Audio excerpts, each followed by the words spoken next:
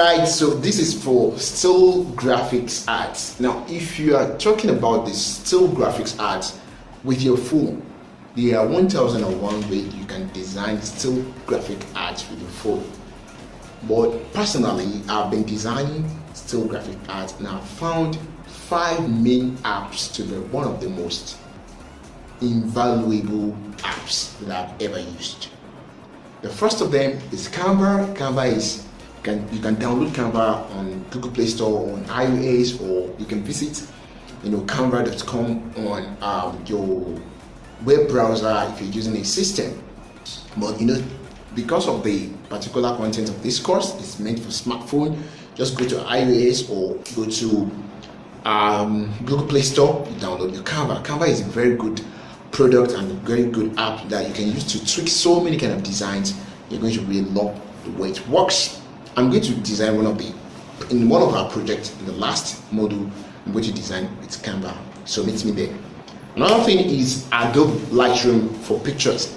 This particular app, I just used it and it's one of the most amazing app that I've ever seen.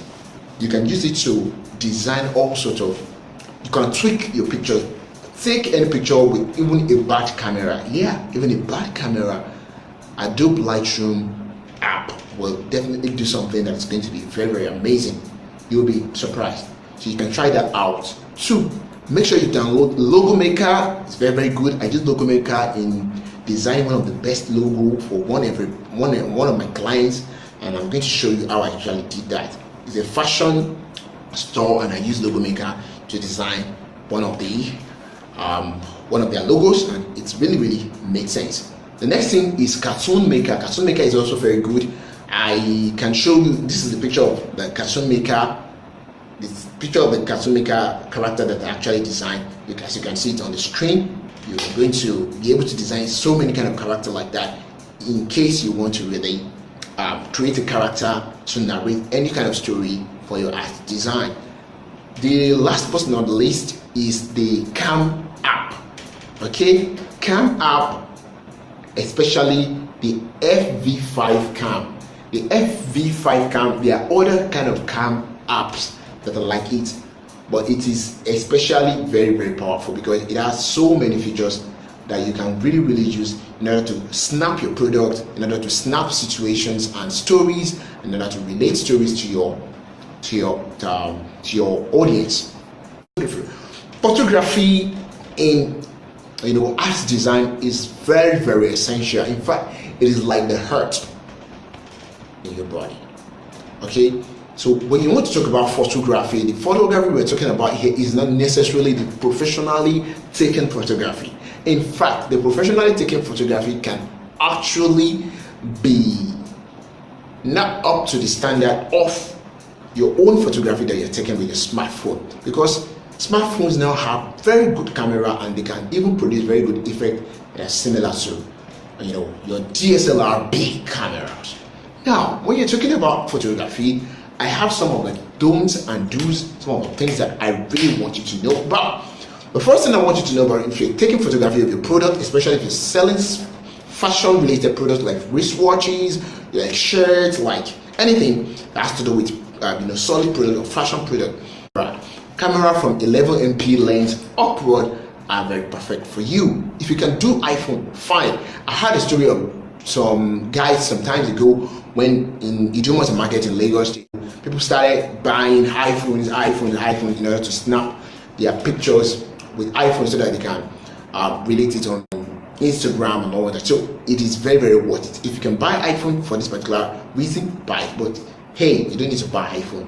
I'm using Xiaomi 4.0 to record this particular video, and you can see how sharp it is. So you don't necessarily have to buy iPhone. There are so many nice phones outside that you can use to create a very nice picture for yourself. The next thing is I use nice filters. But hey, whenever you're using nice filters, make sure you're using it consistently, especially for a particular brand or product.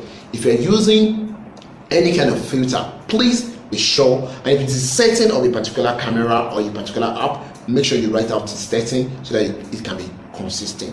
The next thing I want to talk about is watermark all images. If you're taking on images for your product, for example, if you sell wristwatch, there are 1001 people that sell wristwatch. Make sure you have your logo and your watermarked logo or information on the particular picture that you're snapping, because any other person that can use it, okay, and you might not be able to have the money to actually fight the issue of the legal battle that has to do with, images. So the next thing I want to talk about now is light. Light is as essential as your heart the other time. Like your heart, light is very, very important. If you want to take photography, you have to be very, very conscious of your light. Your sources of light could be natural light, like I'm using natural light now. So, and then you could also use sort of other lights, like for example, look at my lights that I use in shooting films. Look at it now. You can see just your normal electric light. So it's not necessarily professional light, but just get a light. Light is very, very important in photography and product photography. Okay, apart from light, you also need tripod. I use tripod in order to do all this I'm doing. Tripod, get a tripod. I'll give you information on how to get a tripod in Lagos State, and I can actually send it to you anywhere you have in Nigeria. Apart from that, I'm going to recommend some little books about photography, smart move photography. There's a book by Ben Toham. You can actually search it on Google. It is called Smartphone Photography. It's a very nice tool that you can actually go through in order to know how to tweak your camera and your camera apps. Other sorts of pictures that you can get for your product are Google Images, Pixabay.com, Pixels.com, and every other like that. But please make sure you are recognizing the copyright. Do that.